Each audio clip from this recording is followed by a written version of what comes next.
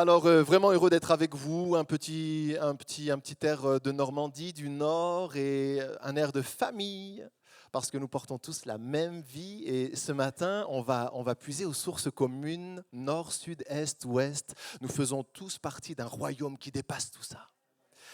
Et il y a un seul maître, un seul sauveur à la tête de ce royaume-là. Il est bon pour tous ceux qui l'invoquent et il ne cesse d'accueillir dans cette famille extraordinaire ceux qui se tournent vers lui. Il ne cesse pas, il ne se lasse jamais de pardonner ceux qu'il a accueillis une fois et qui l'ont déçu plusieurs fois peut-être.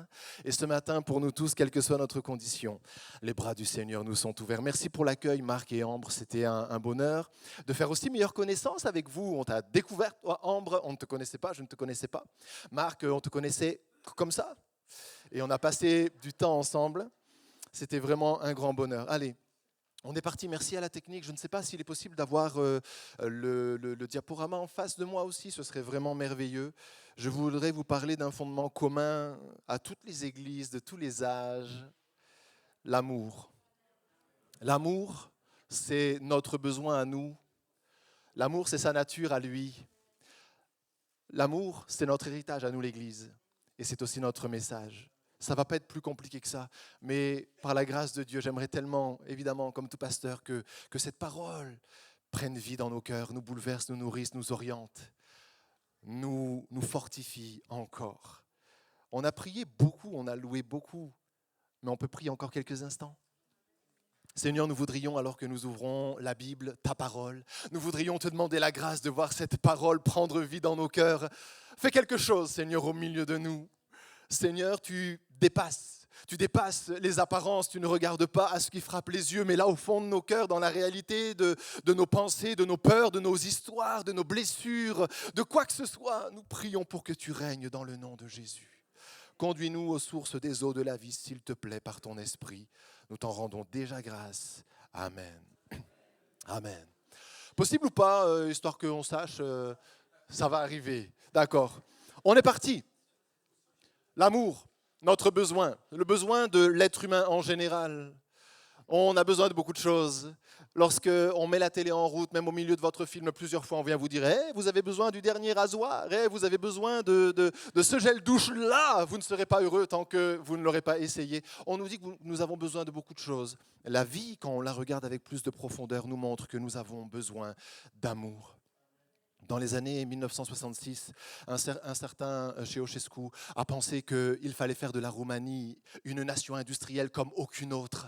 Et pour que cette nation devienne nation industrielle et qu'elle se démarque de toutes les autres, il fallait que les foyers fassent des enfants, que les femmes fassent des enfants. Et on a adopté une politique inhumaine, qui devait pousser, si ce n'est forcer les femmes à avoir des enfants. Et on donnerait des médailles aux femmes qui auraient jusqu'à 10 enfants et plus. Et on deviendrait cette nation industrielle comme jamais aucune nation n'a pu, dans une condition qu'aucune nation n'a pu connaître. Les enfants sont nés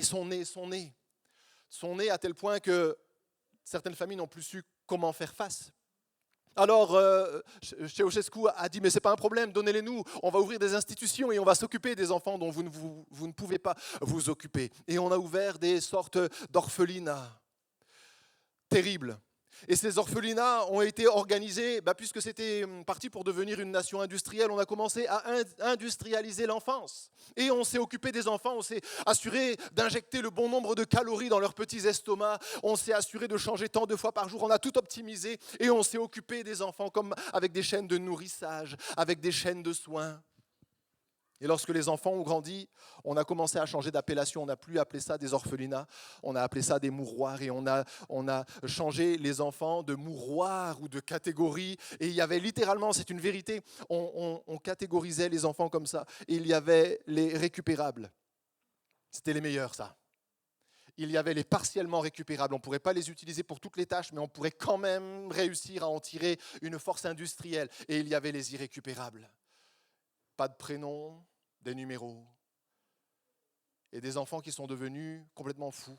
des enfants qui ne sont jamais devenus, on pourrait presque dire, complètement humains. Parce que, alors qu'on leur donnait les calories dont ils avaient besoin, alors qu'on leur injectait juste les vitamines, les éléments nécessaires à leur développement physique, on avait oublié de plonger, personne n'avait plongé les regards dans le regard d'un bébé pour aller dire derrière ton apparence, derrière ta forme tellement semblable à tous les autres bébés qu'on nourrit ici. Je vois un quelqu'un qui est unique, je te vois là-bas au fond. Et l'enfant, du fond de son être, n'est jamais vraiment sorti. L'âme n'est jamais vraiment sortie, en tout cas pas normalement. Et on a classé une multitude d'enfants irrécupérables. Ils avaient les calories, mais ils n'avaient pas l'amour. C'est comme ça que on peut dire, mais ça c'est une exception. Ceausescu, 1966, c'est passé, c'est plus comme ça. C'est plus comme ça. Mais bien ailleurs, dans les années qui ont suivi, en 1975, le président Gerald Ford est aux États-Unis, il fait une tournée, il est à Sacramento. Et là, à Sacramento, dans la foule, une jeune fille, elle s'appelle Lynette, elle est surnommée Squeaky, elle a 27 ans. Elle s'approche du président et alors qu'elle est à proximité, elle sort une arme et puis elle la pointe vers le président, elle tire, le coup ne part pas, mais elle est appréhendée tout de suite par les services secrets et condamnée bien sûr à la perpétuité pour un acte comme celui-ci. Alors elle est interrogée. Mais qu'est-ce que vous faites ? Qui êtes-vous ? Qu'est-ce que vous faites ? Et là, si on peut avoir la diapo suivante, on a une Lynette, surnommée Squeaky, qui nous dit mais moi je suis une des disciples de Charles Manson, un tueur fou connu pour toutes ses exactions dans ces années-là. Et on l'a interrogée et elle disait clairement, je suis prête à vivre et à mourir, à tuer pour Charles Manson. Et les journalistes l'ont interrogée en disant, mais comment ?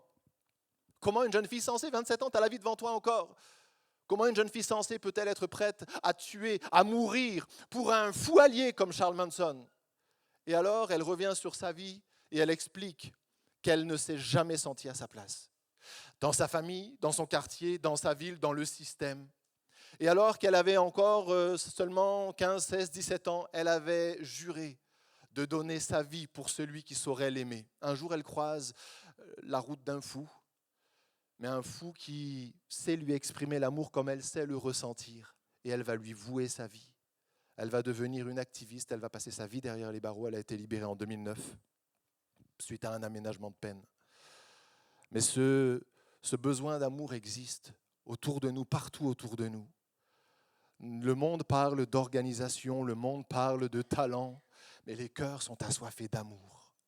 Êtes-vous assoiffés d'amour ? J'ai été frappé dans tous les derniers services de baptême que nous avons fait à Caen parce que la proportion de jeunes filles, notamment, pas que, mais quand même principalement, de jeunes filles qui évoquent une dépendance affective, c'était impressionnant. Des jeunes filles qui disaient j'ai 20 ans, j'ai 21 ans, même pas d'ailleurs pour certaines, et j'ai déjà détruit mon cœur dans des relations sentimentales complètement insensées parce que j'ai toujours eu peur de ne pas être aimé. Et alors à chaque fois que quelqu'un venait me voir et me manifestait un intérêt, j'avais le sentiment que peut-être c'était la dernière fois que quelqu'un s'intéresserait à moi, et pour ne pas perdre cette dernière bouffée d'oxygène peut-être, je me précipitais dans n'importe quelle relation amoureuse, alors que la relation déviait, qu'elle devenait violente. Je restais dans la relation parce que c'était peut-être la dernière personne qui était capable de m'aimer, peut-être imparfaitement, mais de m'aimer quand même. Et ça écrit des histoires complètement folles. Elles ne sont pas folles, mais elles ont peur de ne plus être aimées. Elles ne construisent pas leur relation sentimentale, affective, leur foyer, parce que la relation est équilibrée, parce que c'est bon, parce qu'il y a la faveur de Dieu, mais parce qu'elles ont peur de ne plus être aimées derrière. Or, le Seigneur a dit, mon juste, mes justes, hommes, femmes, jeunes, moins jeunes, ne vivront pas en construisant leur vie sur la peur, mais mes justes vivront par la foi. Et là où la peur remplace la foi, on a des Lynettes qui veulent tuer par amour. Mais c'est quoi le rapport ? On a des jeunes qui se jettent dans toutes sortes de relations sentimentales inconsidérées parce que la peur les tient. Notre monde a besoin d'amour, désespérément besoin d'amour. Et ici, vous voyez ce verset qui est juste à côté de... Elle incarne le désespoir, son visage est le visage du désespoir de l'amour. Et à côté de ça, nous avons l'apôtre Jean qui parle. Il a rencontré Jésus, il a vu Jésus mourir sur la croix. Et lui aussi, peut-être, il est l'apôtre de l'amour, il est peut-être particulièrement sensible parmi les disciples. Et il dit, nous avons connu l'amour, the amour. le vrai, le fort, le puissant, l'extraordinaire. Nous avons connu l'amour lorsqu'il a donné sa vie pour nous. Il nous a parlé d'amour, il a fait des gestes forts, il a donné, il a passé beaucoup de temps, il a renoncé, on était là, on a marché avec lui, le matin on se levait fatigué, lui était déjà levé, parti pour prier pour les bourgades dans lesquelles il allait pouvoir annoncer l'évangile. On l'a vu aimer, mais à un moment on l'a vu monter sur la croix. Et là, on a su que c'était l'amour absolu.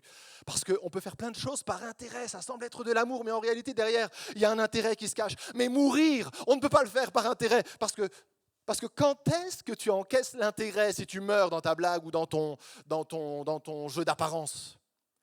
La mort rend les choses irréversibles, n'est-ce pas? Et c'est en ça que Jean, après avoir compris finalement ce qui s'était passé, parce qu'ils disent eux-mêmes, les disciples, les apôtres disent eux-mêmes qu'ils n'avaient pas exactement compris les choses lorsqu'elles se sont produites. Mais il dit, a posteriori, lorsqu'il comprend les choses, on a connu l'amour au-dessus de tous les amours parce qu'il a donné sa vie pour nous. Et vous savez ce qui peut équilibrer la vie d'un couple dans lequel une femme attend l'amour parfait de son mari, un mari attend l'expression masculine de l'amour de sa femme, et tout est imparfait dans le couple. Et ce qui permet la vie dans le couple, la vie heureuse du couple, c'est que chacun des deux soit pleinement rempli et satisfait par l'amour de Dieu. Ainsi, ils peuvent s'aimer de tout leur cœur, mais imparfaitement, parce que nous sommes imparfaits. Et rester heureux ensemble, parce que celui qui les nourrit au plus profond de leur être, ce n'est pas le conjoint en numéro 1, mais c'est Dieu d'abord, parce que nous avons connu l'amour en ce qu'il a donné sa vie pour nous. Et ayant été nourri de cet amour-là, je peux donner mon amour imparfait à mon épouse, elle peut me donner son amour imparfait, et tout va bien. Je ne suis pas en train de m'accrocher à elle comme à une bouée de sauvetage. Vous savez, si vous êtes un peu marin, la mer est partout ici, avec des ports, beaucoup de bateaux, ports de plaisance bien fournis ici à Fréjus-Saint-Raphaël. Si vous avez eu à secourir quelqu'un en situation de noyade en mer, comme j'ai eu à le faire, c'est très dangereux parce qu'une personne qui se noie, qui pense qu'elle n'aura plus d'oxygène dans 3 minutes, elle est prête à vous couler, vous, pour gagner 2 cm de hauteur et respirer un peu mieux. C'est comme ça que ça se passe. Et parfois dans nos relations humaines, dans nos relations dans le couple, dans la famille ou quoi, on a ce rapport-là, on a tellement besoin.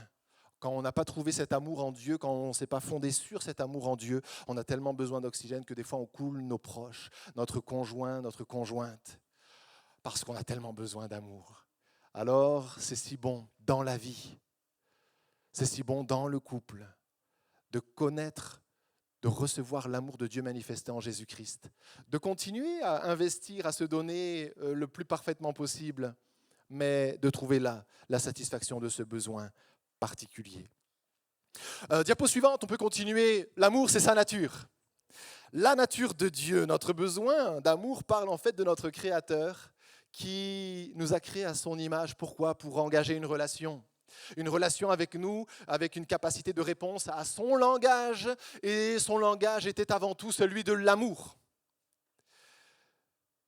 L'amour est sa nature. Nous avons été créés pour lui, pour vivre près de lui, et voir notre besoin d'amour, de protection, de joie être assouvi dans sa proximité. Le verset qui vient juste derrière, il est tout simple. Celui qui n'aime pas n'a pas connu Dieu, car Dieu est amour. Là encore, j'aime tellement entendre dans les sessions de préparation au baptême, j'aime tellement questionner les jeunes en disant, bon, qu'est-ce qui s'est passé dans votre cœur? Qu'avez-vous trouvé de nouveau lorsque vous avez rencontré le Seigneur et que vous avez vécu la conversion, la nouvelle naissance, tout ça?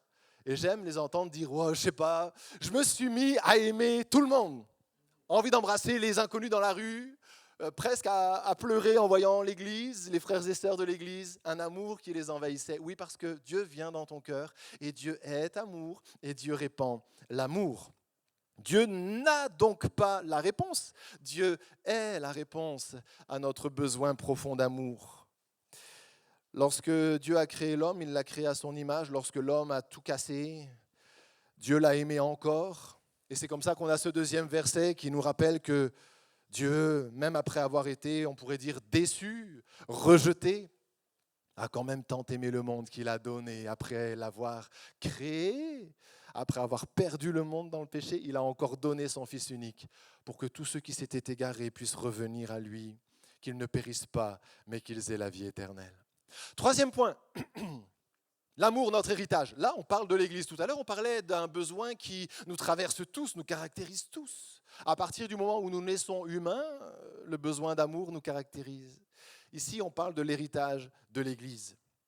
Nous possédons l'amour qui a été manifesté en Jésus-Christ et déversé dans nos cœurs, dit la parole, par le Saint-Esprit. Et cet amour-là, nous sommes appelés à le libérer. On a un verset qui vient juste derrière. Jésus parle et il dit, je vous donne un commandement nouveau. À vous qui avez besoin d'amour, mais qui avez vu ce besoin d'amour être comblé par mes soins, je vous donne maintenant un commandement nouveau. Vu votre nouvelle capacité, je vous dis, aimez-vous les uns les autres comme je vous ai aimé. Vous aussi, aimez-vous les uns les autres. À ceci, tous connaîtront que vous êtes mes disciples et la différence se fera de manière flagrante et inimitable.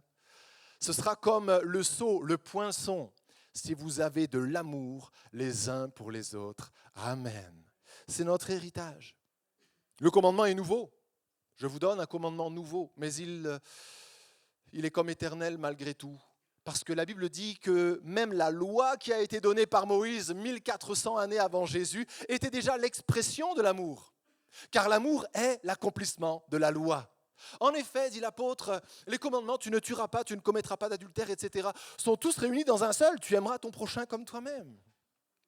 Quand on aime quelqu'un, si vous aimez quelqu'un, normalement, je n'ai pas besoin de vous dire ne le tue pas. Hein. Ne le tue pas. Normalement, je n'ai pas besoin de vous le dire. Je connais mal le Sud, Marc, hein, peut-être que je suis en train de dire des bêtises.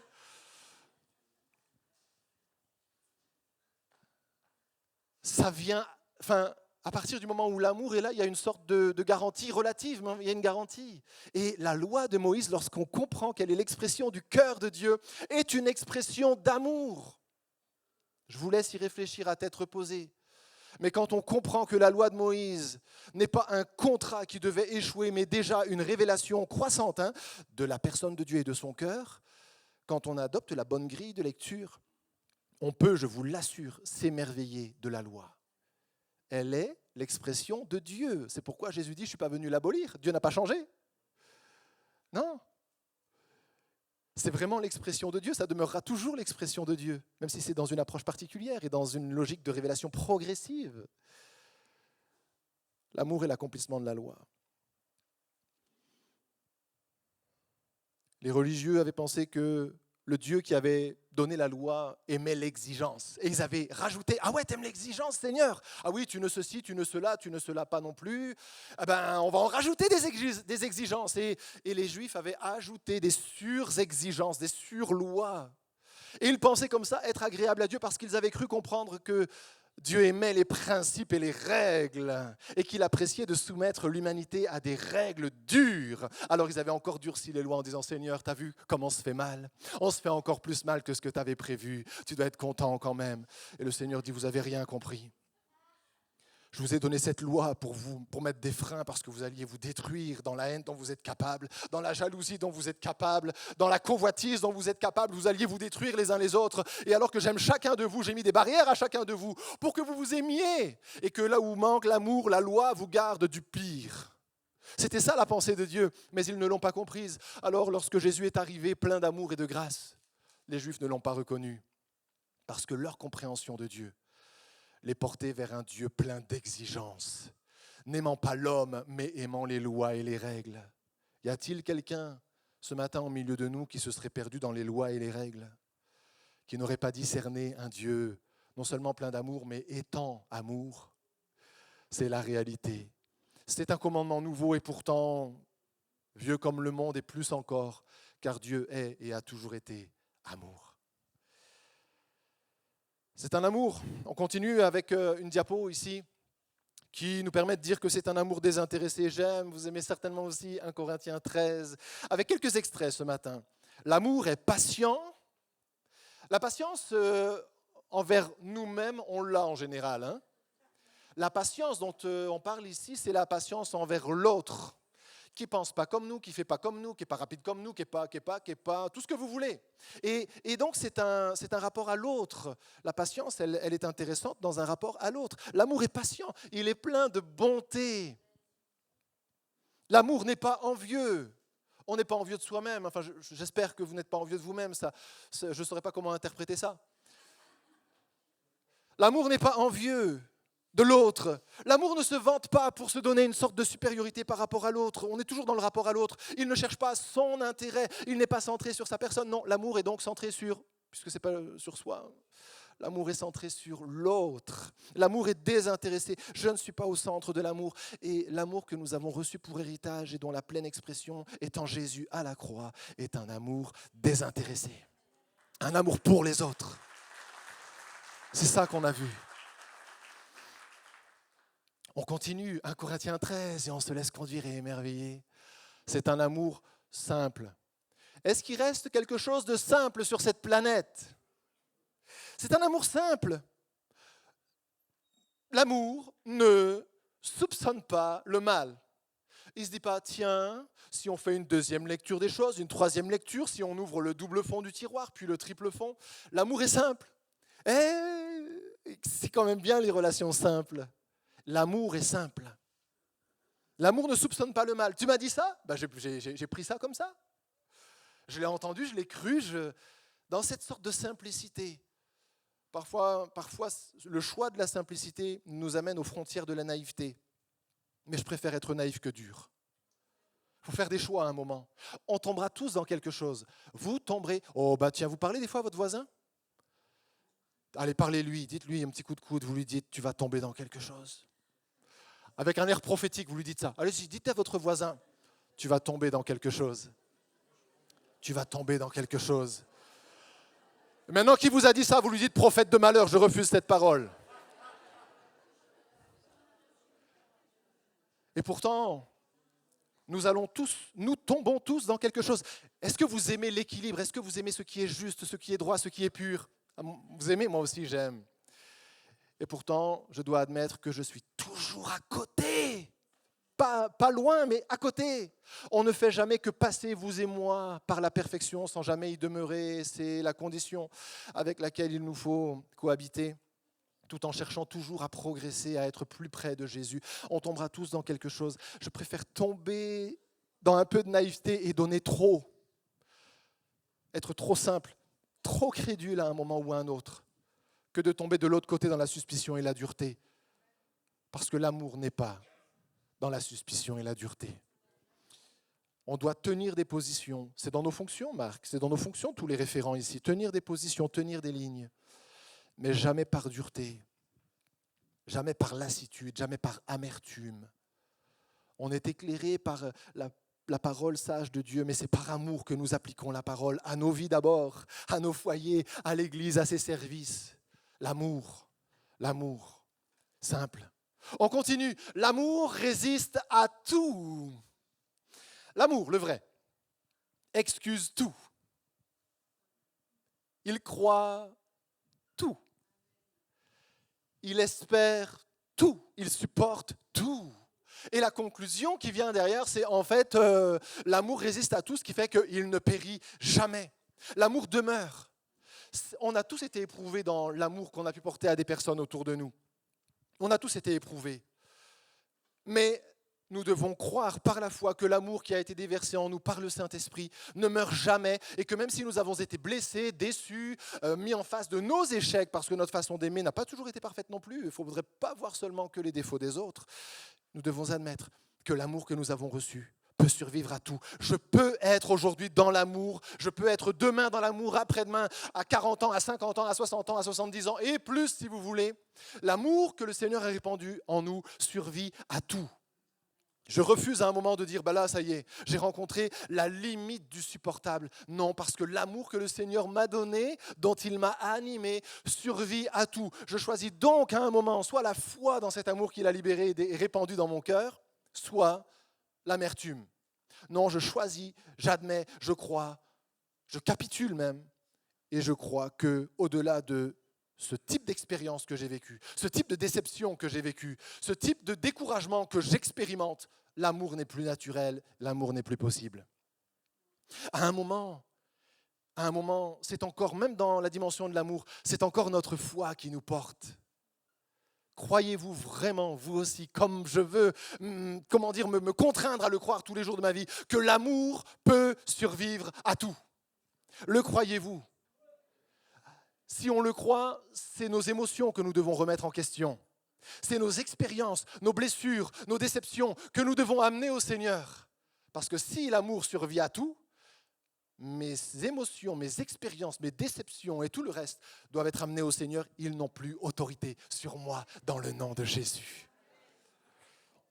On va plus loin, mais on passe une diapo, on continue, la suivante. C'est un amour qui doit dépasser la gentillesse naturelle. Jésus parle encore à ses disciples et il leur dit, si vous aimez ceux qui vous aiment, que faites-vous d'extraordinaire? Les pécheurs aussi aiment ceux qui les aiment. Si vous faites du bien à ceux qui vous font du bien, que faites-vous d'extraordinaire? Les pécheurs aussi agissent de même. Et si vous prêtez à ceux de qui vous espérez recevoir en retour, que faites-vous d'extraordinaire? Les pécheurs aussi prêtent aux pécheurs afin de recevoir l'appareil. Mais, nouvelle règle du jeu, aimez vos ennemis, ceux qui ne vous veulent donc en théorie que du mal, ou en tout cas qui vous veulent aussi du mal. Faites du bien, prêtez sans rien espérer, et votre récompense sera grande. Et vous serez fils du Très-Haut. Alléluia. Cet amour que le Seigneur a déversé dans nos cœurs doit nous emmener à dépasser les frontières de l'amour naturel. Si nous allons au-delà de ces limites-là, on va faire des expériences avec le Seigneur. Certaines vont être une démonstration au monde qui nous entoure de cet amour supérieur que Dieu donne, mais certaines vont nous sauver la vie. Diapo suivante. Vous avez une photo ici, vous la connaissez. Est-ce que quelqu'un reconnaît cet endroit? Le Caire, Place Tahrir, ça vous dit quelque chose?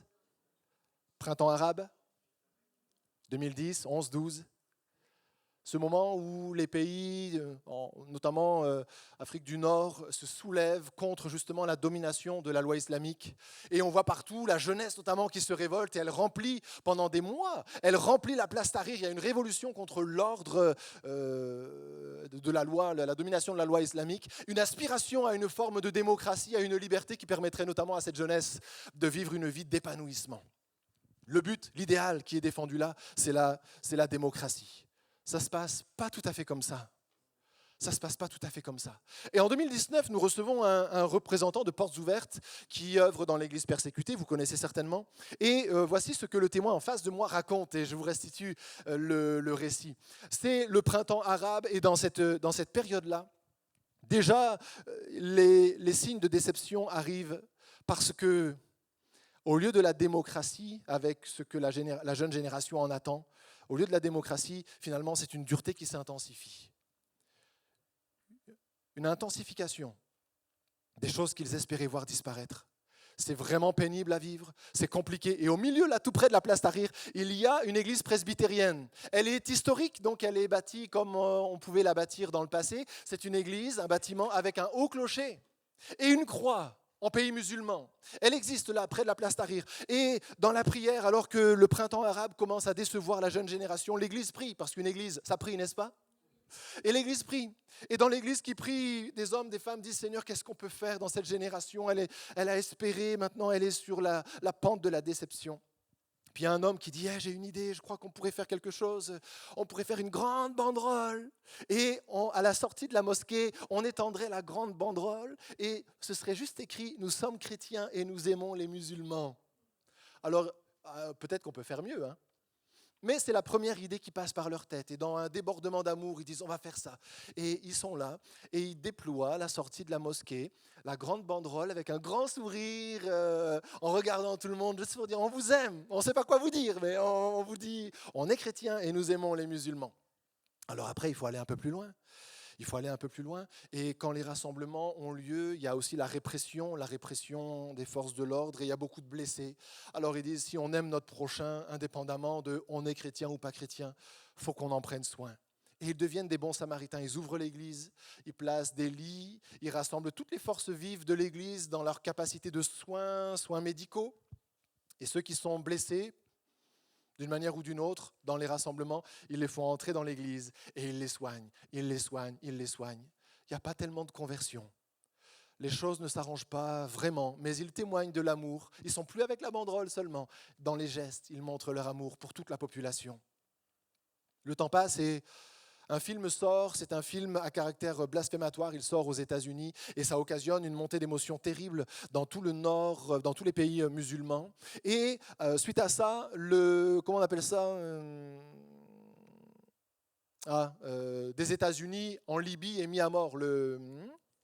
L'ambassadeur, oui, on va dire comme ça pour aller plus simple, il est mis à mort et dans le courant de la folie, sur la place Tahrir aussi, 600 salafistes se réunissent et ils veulent saccager l'ambassade américaine en Égypte.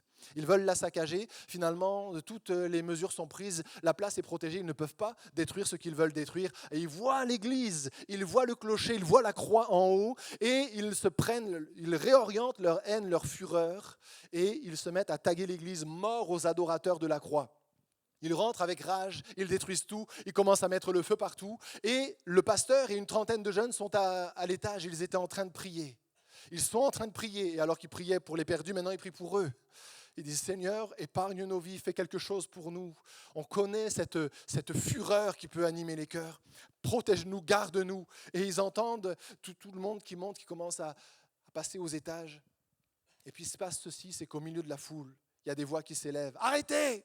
Arrêtez! Et il y en a un qui commence à dire, lorsque j'ai été blessé, ils m'ont soigné ici, puis il y en a d'autres qui disent ouais, et même lorsqu'ils m'ont soigné ici, que j'ai eu besoin d'eau pour faire mes ablutions, on m'a donné de l'eau alors que c'est une église. Et plusieurs ont pris la parole, et ce sont eux qui, de l'intérieur de l'équipe, ont apaisé la foule, et après avoir saccagé, la foule est ressortie calmement, il n'y a pas eu de mort. Parce que même au milieu d'un contexte décevant, Seigneur, on a mis la banderole, personne ne s'est converti ou pas beaucoup. Seigneur, on a soigné beaucoup de personnes, mais peu se sont convertis. On a aimé, on a aimé, on a aimé. Mais à un moment, plus tard, à un moment, Dieu leur a donné raison. Ils ont vécu dans l'amour, ils ont persévéré dans l'amour. Et Dieu leur a montré que c'était comme ça qu'il fallait faire. Et l'arroseur, finalement, a été arrosé. Je crois qu'il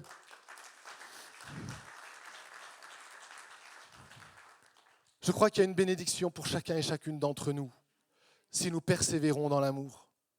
Et pourtant, j'avais une diapo, je ne vais pas juste la mentionner comme ça, la suivante, elle nous dit que l'amour c'est aussi notre message à nous l'Église et on doit pouvoir donner plus qu'une doctrine, une sensibilité, on doit pouvoir être le peuple de l'amour de Dieu.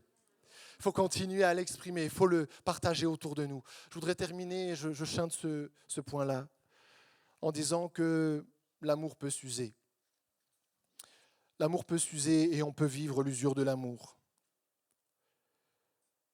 C'est encore Jésus qui parle dans Matthieu 24 et il dit aux disciples, je voudrais vous donner juste une sorte une capture d'écran d'une réalité qui va se vivre plus tard. Matthieu 24, 11, plusieurs faux prophètes s'élèveront, ils séduiront beaucoup de gens. Et parce que l'iniquité se sera accrue, elle sera partout, l'amour du plus grand nombre se refroidira. Mais celui qui persévérera jusqu'à la fin sera sauvé. Ce que Jésus dit ici, c'est qu'il faut persévérer. Ça, on a compris. Mais ce qu'il dit aussi, c'est que l'environnement d'iniquité a un effet sur notre capacité à aimer. Il y a une usure que nous pouvons vivre et on n'est pas environné d'amour là aujourd'hui. Jésus met en garde contre les faux prophètes qui vont à un moment tenter le peuple de Dieu d'abandonner la parole pour aller chercher donc de la prophétie jaillissante, de la prophétie spontanée, de la prophétie. Moi, je veux que ça soit personnel. Dieu donne une parole universelle qui s'applique à toutes les personnes. Mais Jésus dit, il va y avoir un peuple qui ne voudra plus de la parole universelle. Il voudra tellement que ce soit centré sur lui, sur sa personne, sur sa sensibilité propre, qu'ils vont chercher des prophètes partout. Et beaucoup vont s'éloigner de la parole à cause des faux prophètes et de leur aspiration à quelque chose, à un évangile qui soit orienté vers eux. Mais il y aura un autre phénomène, c'est que des hommes et des femmes seront remplis de l'amour de Dieu. Mais alors qu'ils seront remplis de l'amour de Dieu, qu'ils tenteront d'aimer et qu'ils croiront dans la puissance de l'amour, ils aimeront leur prochain avec un désintéressement total. Ils persévéreront dans l'amour, mais à force de voir les règles du jeu, que tout le monde suit autour d'eux, de malveillance, de méchanceté, d'abus, de mensonges, d'apparences trompeuses et tout le reste. Il y en a un, puis deux, puis trois, puis 1000, puis 5000 en France, puis 10 000, puis peut-être beaucoup plus, qui abandonneront l'amour et qui adopteront les règles du jeu d'un monde qui a choisi l'égocentrisme, qui a choisi de défendre ses intérêts propres. L'amour du plus grand nombre disparaîtra. Avez-vous vu la société? Parlons de l'amour naturel. Avez-vous vu la société dans laquelle nous vivons? Les parents peinent de plus en plus à aimer leurs enfants. Je ne parle pas de l'émotion. On croit aujourd'hui que l'amour est une émotion. La durée de vie des couples ne cesse de se réduire. Vous vivez une histoire d'amour, mais il faut faire comme les chèques. Lorsque vous imprimez même le chèque neuf, il n'a pas encore servi, déjà vous faites les pointillés pour qu'il puisse être déchiré au moment où il faudra le déchirer. Et les histoires d'amour se bâtissent comme ça parce que personne ne croit plus autour de nous dans l'amour à vie. L'amour naturel est usé, l'amour naturel est fatigué. Mais l'amour surnaturel que le Seigneur a répandu dans l'Église pourrait s'user aussi comme ça. Et peut-être que vous sentez cette usure, elle est normale, elle est compréhensible. Jésus dit, ça va se passer pour beaucoup. L'usure, on peut la ressentir, mais par la foi, nous voulons aussi la refuser. Seigneur, je sens que quelque chose s'use dans mon cœur à la fin de ce message. Je sais que c'est mon besoin profond, je sais que c'est ta nature, que c'est toi qui réponds à mon besoin. Je sais que c'est notre héritage. J'ai essayé de parler le langage de l'amour, je n'ai pas été parfait, mais avant d'avoir été parfait, je me suis déjà usé. Je suis fatigué, pourtant Seigneur, ce matin, je comprends que c'est ma vocation. C'est notre message à nous l'Église, dans ce monde qui n'a plus un seul échantillon d'amour. C'est notre message, Seigneur, si nous perdons l'amour, qu'est-ce qui va se passer? S'il te plaît, ce matin, au terme de ce moment, viens nous renouveler dans notre amour, notre capacité à aimer. Viens nous rafraîchir, Seigneur, là où nous avons désespéré. Donne-nous l'amour qui espère tout, qui survit à tout, qui supporte tout, qui est prêt à reprendre un risque. Seigneur, si j'ai eu à choisir entre la naïveté et la dureté, si j'ai choisi la dureté, aide-moi à revenir dans l'amour. Même si je devais basculer un tout petit peu dans ce que d'autres appelleraient la naïveté. Ce matin, ramène-nous, garde-nous dans l'amour que tu donnes, Seigneur. Merci de nous avoir démontré l'amour en Jésus. Je te prie, Seigneur, si quelqu'un est assoiffé, désespérément assoiffé d'amour ici, si quelqu'un est en train de gâcher sa vie parce qu'il cherche toutes les bouffées d'oxygène qu'il peut prendre n'importe où. Pour ça, il dégrade son corps. Pour ça, il déshonore sa personne. Je te prie pour que la démonstration parfaite de ton amour vienne nourrir absolument, parfaitement son cœur. Je te prie de nous renouveler ce matin, Seigneur, dans le nom précieux de Jésus. Ramène-nous aux sources de l'amour. Nous t'en prions, Seigneur. Amen. Alléluia.